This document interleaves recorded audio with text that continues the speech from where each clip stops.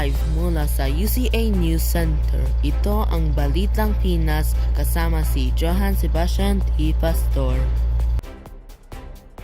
Magandang araw Pilipinas! Ako po si Johan Sebastian T. Pastor na maghahatid ng nagbabagang balita ngayon araw.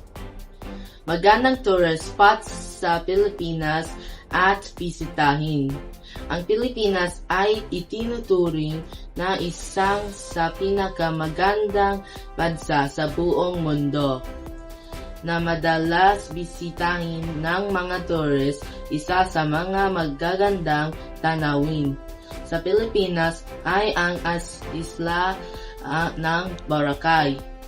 Ang isla ng Boracay ay isang resort island na makikita sa hilagang kanlurang bahagi ng Panay Island.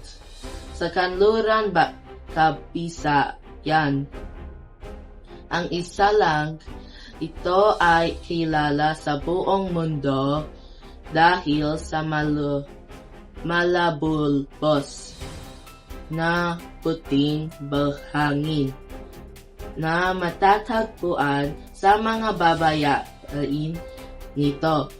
Ang mga turista ay nagsimulang dayuhin ang Boracay noong pang 1970s nang ito ay maitambok sa ilang mga pekilong Amerikano at sa pag-usad ng panahon ay parami ng parami. Ang mga dayuhan at lokal na turista ang pupunta sa Boracay. Ang ilang mga turista ay tinawag po itong paradise on earth. Ako po muli si Johan Sebastian T. Pastor para sa Balitang Pinas. Mababalik ang Balitang Pinas makapilipas ang ilang oras. Maraming salamat po.